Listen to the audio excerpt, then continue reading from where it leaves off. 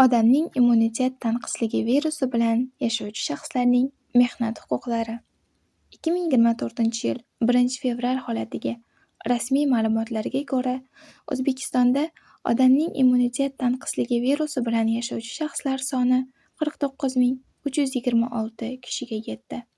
Afsuski, O'zbekistonda odamning immunitet tanqisligi virusi bilan yashovchi shaxslarning mehnat bilan bandligi haqidagi so'nggi statistik ma'lumotlar mavjud emas. Odamning immunitet tanqisligi virusi bilan yashovchi insonlar ishlash huquqiga egami va qaysi sohalarda mehnat faoliyatini amalga oshirishlari mumkin? Mehnat qilish huquqi xalqaro hamjamiyat tomonidan e'tirof etilgan huquqdir. O'zbekiston Respublikasi bugungi kunda mehnat sohasiga oid turli masalalarni tartibga soluvchi Xalqaro mehnat tashkilotining 14 ta konvensiyasini ratifikatsiya qilgan.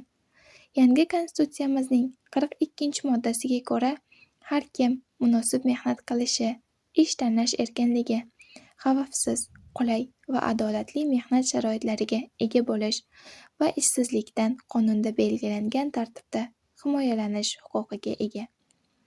Odamning immunitet tanqisligi virusi bilan yashovchi shaxslarning huquqlari va mehnat munosabatlari. Odamning immunitet tanqisligi virusi bilan yashovchi shaxslar o'z sog'lig'i imkon berguncha mehnat faoliyatini davom ettirish imkoniyatiga ega bo'lishlari lozim. Bu jarayonda Xalqaro mehnat tashkiloti va Birlashgan Millatlar Tashkilotining tegishli hujjatlari hisobga olinishi lozim. O'zbekistonda odamning immunitet tanqisligi virusi bilan yashovchi shaxslarning mehnat huquqlari bo'yicha yangi tartiblar. Sog'liqni saqlash vazirligining 2024-yil 10-yanvardagi 1-sonli buyrug'iga ko'ra, odamning immunitet tanqisligi virusi bilan yashovchi shaxslar uchun taqiqlangan kasbiy faoliyat turlari ro'yxati tasdiqlangan. 1. Odam qoni va yoki uning tarkibiy qismlarini tayyorlash, qayta ishlov berish hamda gemotransfuziya bilan bog'liq kasblar. 2. Barcha turdagi jarrohlik amaliyoti va tug'ruq bilan bog'liq kasblar. 3. Dializ, veneseksiya, kateterizatsiya bilan bog'liq tibbiy muolajalar. Odamning immunitet tanqisligi virusi bilan yashovchi shaxslarni ishga qabul qilishdan bosh tortish yoki mehnat shartnomasini bekor qilish hamda bunday shaxslarni ishdan bo'shashga majburlash inson huquqlarining to'g'ridan-to'g'ri buzilishi va odamning immunitet tanqisligi virusi holati bo'yicha diskriminatsiya hisoblanadi.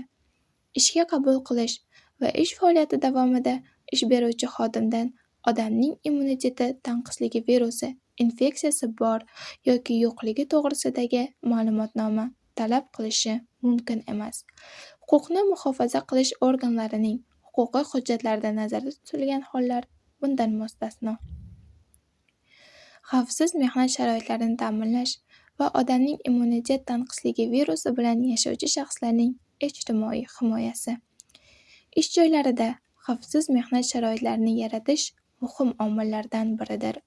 Odamning immunitet tanqisligi virusi infeksiyasining yuqish ehtimoli mavjud bo'lgan sohalarda, xususan sog'liqni saqlash muassasalarida, davlat xavfni minimallashtirish uchun zarur choralarni ko'radi. Sog'liqni saqlash sohasi xodimlari uchun odamning immunitet tanqisligi virusi infeksiyasi bor yoki yo'qligini aniqlash maqsadida majburiy tibbiy tekshiruv belgilangan. Mehnat huquqlari buzilganda nima qilish kerak? Mehnat kodeksining 4-moddasida ishga qabul qilish, lavozimga tayinlash, ish haqini belgilash va boshqa mehnat sharoitlari bo'yicha jinsi, yoshi, irqiy yoki milliy mansubligi, dini, ijtimoiy kelib chiqishi, siyosiy e'tiqodi yoki boshqa omillar asosida kamsitishga yo'l qo'yilmasligi ta'kidlangan.